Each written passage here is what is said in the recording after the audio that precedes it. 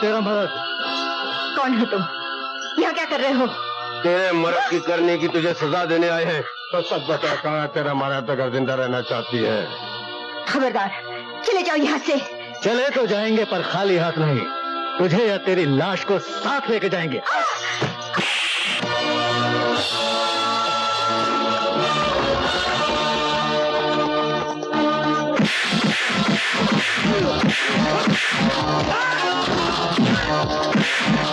माँ बेटे को दुनिया में लाती है कमीनों, और तुम लोग बेटे के सामने माँ को ले जा रहे हो।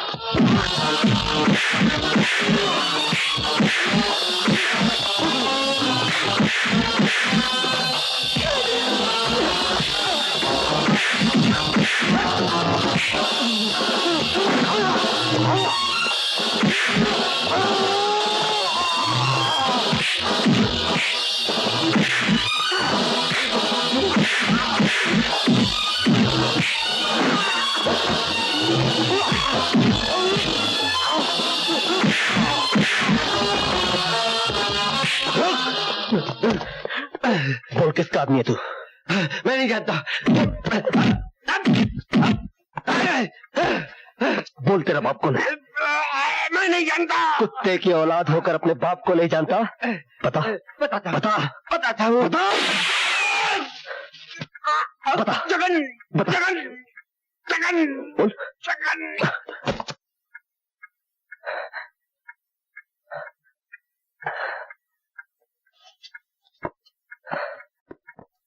माँ,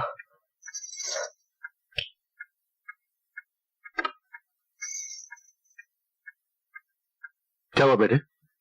क्या हुआ ज्योति को? आपके कानून का इनाम मिला है पापा। इनाम? कैसा इनाम? ये जानने से पहले आपको मेरे कुछ सवालों का जवाब देना होगा पापा। हा? क्या मेरी माँ कानून की सरपरस्त नहीं है? हैं? तो क्या ये कानून की जिम्मेदारी नहीं थी कि वो मेरी माँ की हिफाजत करता? थी। तो फिर उन गुंडों ने मेरी माँ को घायल कैसे कर दिया? कानून एक आग है बेटे, उससे खेलने वाला गुनाहगार होता है, पर कभी कभी आग की लपटों से बचाने वाला भी जल जाता है। और जिसका अपना जिस्म जलता है वो आदमी खुद एक आग बन जाता है पापा। और जिस दिन एक शरीफ आदमी मशाल लेकर निकलता है, उस दिन या तो नई क्रांति आती है या चारों ओर अनगिनत चिताएं जलती हैं। संजय, फिर तुझ में और उन गुनहगारों में क्या फर्क रह जाएगा? वो लोग कानून से खेलते हैं और तू गुनहगारों की जान से खेलेगा। और जानता है, कानून की नजरों में दोनों मुजरिम है। मैं इस तरह के कानून को नहीं जानता माँ, और ना ही जानना चाहता हूँ। मेरे लिए मेरे दिल से बढ़कर दूसरी कोई अदालत नहीं, मेरी आत्मा से बढ़कर दूसरा कोई वकील नहीं, और मेरे अंदर के फैसले से बढ़कर दूसरा कोई फैसला नहीं। और मैं वही करूंगा जिस बात की गवाही मेरे अंदर की आवाज देगी। हाँ बेटे, हाँ जरूर करना, लेकिन एक बात याद रखना, ऐसा काम कभी मत करना जिसकी वजह से मुझे तुम्हें हथकड़ी पहनानी पड़े या तुम्हारी मां को तुम्हें सजा दिलवानी पड़े। मैं कोई भी ऐसा काम करूं जिससे मुझे मेरी आत्मा निर्दोष समझे, तो फिर दुनिया की कोई भी सजा मेरे लिए कोई मायने नहीं रखती।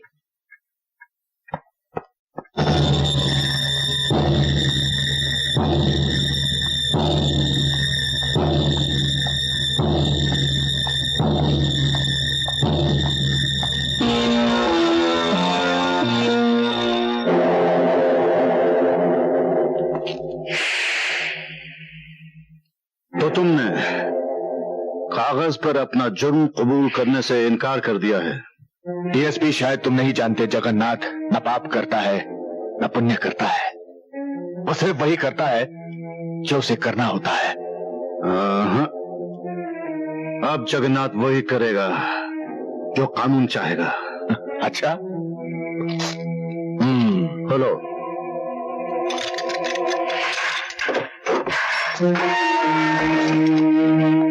जगन्नाथ का अपना कानून है, वो किसी दूसरे के कानून की गुलामी नहीं करता। और वैसे मुझे तो लगता है डीएसपी कि तुम्हें अपनी जिंदगी से प्यार नहीं और ना ही अपने खानदान से मोहब्बत है।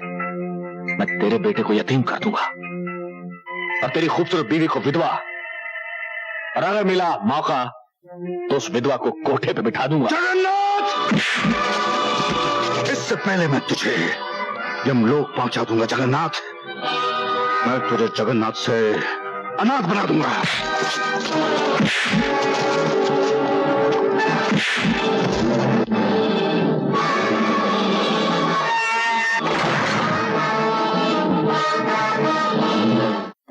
क्या जगन्नाथ कहाँ गया? कोई भी ऐसी जेल नहीं जो जगन्नाथ को कैद करके रख सके, समझे? वो तो भाग गया। अरे भाई, कचहरी के अलावा जिंदगी में और भी तो चीजें हैं। चाय भी तो पीनी पड़ती है। हाँ? पिलाइए पिलाइए। ओ, मैं देखता हूँ। हाँ। जगन्नाथ, मेरे घर के अंदर आने की हिम्मत कैसे की तुमने? एक बात अच्छी तरह से समझ लो डीएसपी अमर सिंह, जगन्नाथ न पाप करता है न पुण्य करता है। वो सिर्फ वही करता है जो उसे करना होता है, और वो जो भी करता है अपनी मर्जी से करता है। आज हमारी मर्जी है कि हम किसी की तड़पती हुई लाश देखें, और वो लाश तुम्हारी होगी तो कैसा रहेगा? नहीं नहीं, मुझे छल्ली कर दो, मगर इन्हें मत मारो। मैं तुम्हारे हाथ जोड़ती हूँ, पैर पड़ती हूँ। देखो, छलनी तो मैं जरूर करूंगा, लेकिन तुम्हारा जिस्म नहीं, तुम्हारा दिल छलनी होगा इसकी मौत के बाद। और फिर जिंदगी भर खून रिस कर गिरता रहेगा और तुम बेवा हो जाओगी, और तुम्हारा बेटा यतीम। और हरामजादे, छोड़ो इस हरामजादे की।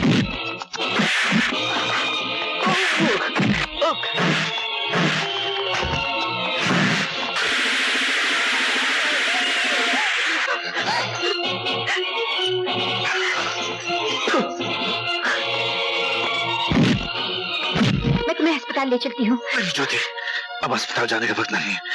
दुनिया से चले जाने का वक्त आ गया है। ऐसा मत कहो। ज्योति, मैंने सारी उम्र तुम्हें या तो इंतजार करवाया या रुलाया। ऐसा मत कहो। सच कहता हूँ, लेकिन अभी मैं अगले जन्म तक तुम्हारा इंतजार करूंगा। लेकिन इस जन्म में मरने के बाद भी मैं तुम्हें रोता हुआ नहीं देख सकता। वादा करो ज्योति, वादा करो कि अपने सुहाग की निशानी, अपनी मांग का सिंदूर सदा अपने पास रखोगी। डैडी, बेटे, बेटे, तेरा बाप सच्चाई और ईमानदारी से रईस था, इसलिए प्यार से तुझे रईस ज्यादा कहता था। अब तेरे बाप की सच्चाई और ईमानदारी तेरे हाथ में है। तेरी जीत होनी चाहिए। डैडी, डैडी, मैं नहीं जानता कि किसकी जीत होगी और किसकी हार, मगर इतना जरूर जानता हूं कि आज से सत्य और असत्य की जंग शुरू हो गई। तेरी जीत होनी चाहिए।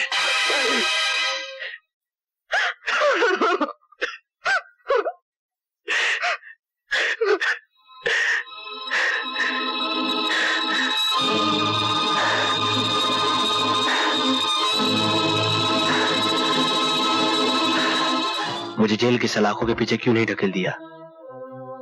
मुझे कानून वाले के सामने क्यों खड़ा किया गया?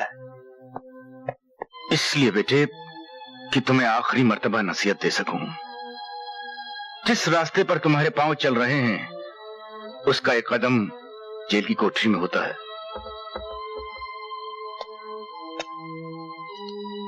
तो फिर जाइए और जाकर उन हैवानों के पैर काटकर उन्हें जेल की सलाखों के पीछे धकेल दीजिए, जिन्होंने धोखे से मेरे बाप के सीने में गोली ठोक दी थी। और अगर ऐसा आपसे नहीं होता तो जाइए, जाकर उन सबूतों को इकट्ठा कीजिए जिसकी बिना पर आप मुझे जेल की सलाखों के पीछे धकेल सके।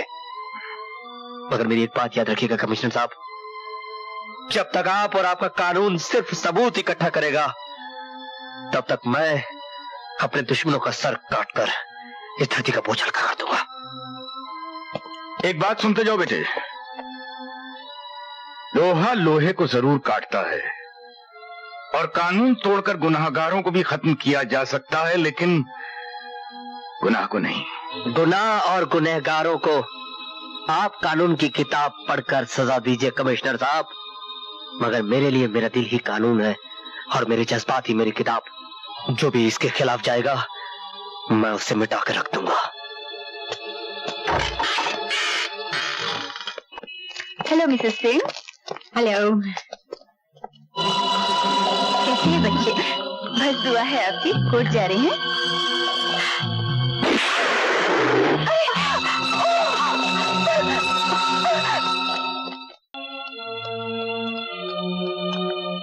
अब मम्मी की तबीयत कैसी है? ठीक है। संजय, मेरे हाथ तो कानून और वर्दी की वजह से बंधे हुए हैं, लेकिन तुम्हारे हाथ तो खुले हैं। देखो, मैं भी जगन्नाथ से उतनी नफरत करता हूं जितनी कि तुम।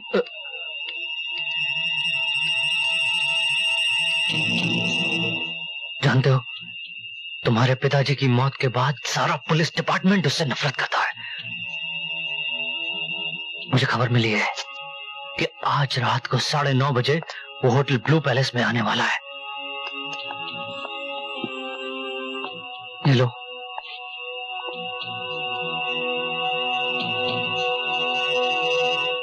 काट दो सारी की सारी गोलियां उसके सीने में।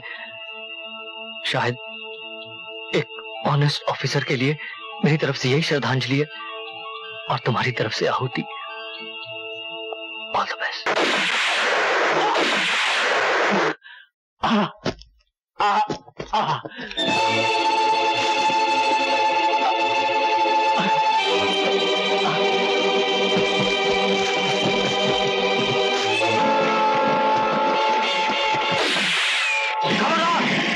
अगर किसी ने कानून को अपने हाथ में लिया तो भून के रख दूंगा।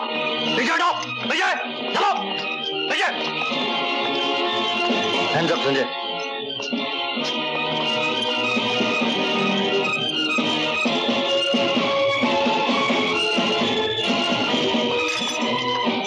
सॉरी दोस्त, वो मेरी दोस्ती थी, ये मेरी ड्यूटी है। जो इंसान कानून को अपने हाथों में लेता है, जेल की सलाखें उसका नसीब बन जाती है। माँ, मकसद के लिए जीने वाले नसीब की मोहताज नहीं होते। जगन्नाथ को खत्म करना मेरी जिंदगी का पहला और आखिरी मकसद था, जो मैं पूरा कर चुका हूं। जानती हूँ, और तू भी ये जान ले, अपनी माँ से कभी उम्मीद मत रखना वो तुझे बचाने या तेरा साथ देने आएगी। हमारे रास्ते अलग हो चुके हैं। माँ,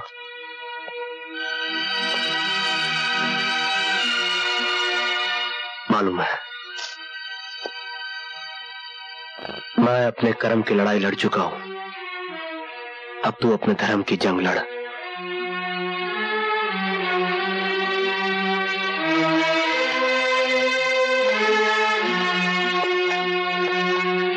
माँ जी, मैं जानती हूँ माँ ने ही एक पब्लिक प्रोसिक्यूटर अदालत के फैसले से पहले अपना फैसला अपने बेटे को सुनाकर आ रही है, लेकिन मेरा विश्वास कीजिए, संजय बेकसूर है। हर प्यार करने वाला अपनों के लिए यही सोचता है। मैं सोच नहीं रही हूँ, मुझे विश्वास है, और अगर मेरा प्यार सच्चा है तो मैं इस विश्वास को हकीकत में बदल दूंगी।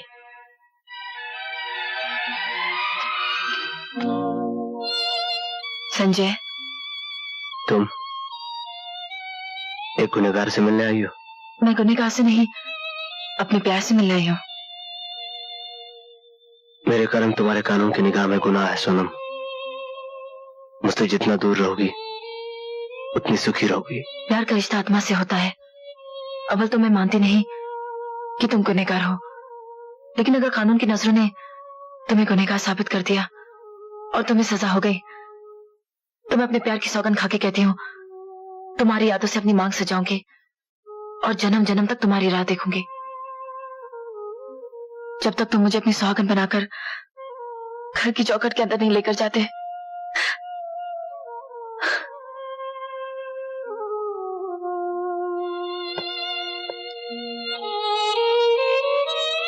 कानून की तरह प्यार भी अंधा ही होता है। सिर्फ फर्क इतना है, एक की सजा इंसान यहाँ काटता है और दूसरे की जन्म जन्म तक। मुन्ना ठाकुर, तुम पकड़े जाओगे, जेल जाओगे और संजय का खात्मा करोगे। इतना बड़ा काम सेठ? जितना बड़ा काम उतना बड़ा इनाम मुन्ना ठाकुर। समझ गया सेठ। हमार नाम मुन्ना ठाकुर। हम आदमी की गर्दन को एक ही झटके में चिड़िया की मुंडी की तरह मरोड़ देते हैं और उसके प्राण फुर्र से उठ जाते हैं। समझा का? और आज वो चिड़िया तू है, तू का? मुन्ना ठाकुर, तुम दुनिया वालों के लिए ठाकुर होगे, मगर मेरे लिए सिर्फ मुन्ना हो।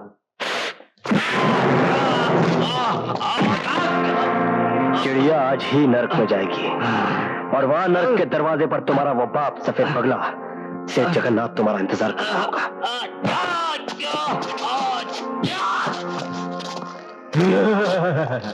जगन्नाथ नर्क में नहीं, यही तोहरी लाश देखने के लिए जिंदा है का? और आज ही मुन्ना ठाकुर तोहार वास्ते यमराज बन के आए।